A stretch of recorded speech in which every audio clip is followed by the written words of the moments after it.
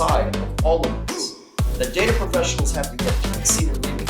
Those are the kind of guys that will be early adopters with their literacy programs. Analytics, storytelling that you do need to bring into the curriculum, that they are as close to the network of driving that culture. Some of the most successful data solutions that I've seen in the customer accounts that I've worked in, are when the middle layer management go, the executive's making a decision off of this dashboard, I better subscribe to that, or this report, or whatever the case is. And then all of a sudden, down the chain, everyone starts aligning to decision making and utilizing those insights coming out of those data solutions, because the executive he doesn't, like you say, he doesn't need to know technically how it was built, but he's logging in every day, he's opening his dashboard, he's making his decisions and driving everything down below him through that. Now, those are the kind of guys that will be early adopters with their literacy programs and things like that, because they understand the benefits already. So those are the execs that drive success and ROI out of these investments. Absolutely, and there's a key that you're talking about that I hope the data professionals pick up on. A good data professional is going to key into what data is my senior leader using. Okay, so now then a data literacy program can say, these are the data points they like. A good data literacy program and good data professionals, the audience is what matters, not my viewpoint. Like, how many people build a data visualization and a data story according to what they would like to hear versus according to what their audience needs to hear. Yeah. So to your point, if you're building data in a way that is feeding, number one, trust is one of the key concepts within data professionals' career. Do they trust my work? And if you continually build work that they're enjoying, that data professional it could be the best friend of the senior executive. Yeah, so what you're alluding to there is what we teach in the critical thinking side, which is biases. Yeah, absolutely. Right? Am I building through the lens that I have based on my biases this data product, or do I need to change those lenses because that's not necessarily in the benefit of the organization I'm working with? Well, and it's senior leaders, one of the massive pieces of data literacy for them should be their own bias too.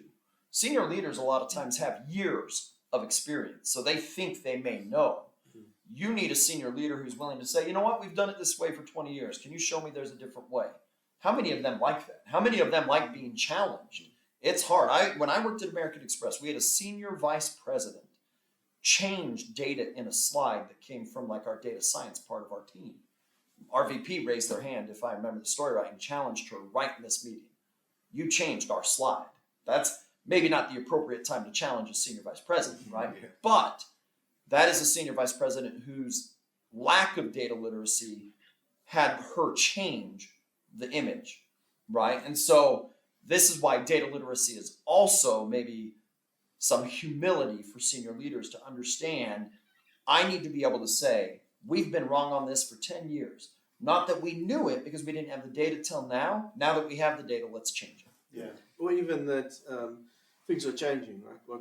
What was acceptable practice and a good way of doing things for a long time is rapidly changing now. So even I think a lot of senior leaders are struggling to keep pace with all of the change. Absolutely. You know, they're experts in their fields. They know the technologies they've used for the last 10, 15 years. And now there's this massive acceleration of new technologies, new ways of doing things, new tech channels. They have to transform their digital models, and you can't do it on old patterns. You're going to have to use data to guide you on that process. Yeah. So one of the stories that I like sharing is, a couple of years ago, we've been incumbent in an account, but one of the divisions we weren't participating in. Someone had built a solution for them. And one of our guys sat in a meeting and reviewed some of the calculations that were in the back end of delivering that report, whatever the case was, and found a significant flaw in the calculations. Just one of those things. He highlighted that to the senior leadership, and the executive sat back and said, okay, fine, there's a flaw in the calculation. It has an impact in terms of the numbers that have been reported to us, but the decision-making that we've been applying to that has been consistent over time. So I'm happy that the decisions were from the consistency point of view was solid. Yeah. Let's fix that problem and let's move forward. And that was just a great example of mature leadership. No one got fired or retrenched or whatever about it, because mistakes do happen, right? Yeah. So yeah, that was just a great example of It's mature leadership one, from a data perspective. Yeah. like I think people, there is a comfort in not sharing, oh my gosh, the data is showing us that we haven't been doing this right for 5 years. Mature leadership, going back to senior leaders' data literacy, is that's okay because we didn't know it was wrong. Or Exactly, yeah. the other thing that we have to recognize is now that things are evolving, new evolutions will illuminate new things because we now have that information. Do we have the maturity? This is why emotional intelligence is coming in more, the empathy. No one's getting fired or anything. Yeah. What we're doing is we're saying, you know what? It's fine. We didn't have this before. We do now. Let's pivot. And if that means it affects calculations, it affects things, change management is a big piece of data and analytics. What communication do you have? You could go to customers and say, guess what?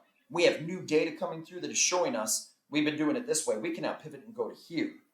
Do you agree? Are you good with us doing this? And you communicate it and all that. But that's a part of that data literacy that says, I'm comfortable we didn't have it before. We have it now. Let's make decisions. Let's go.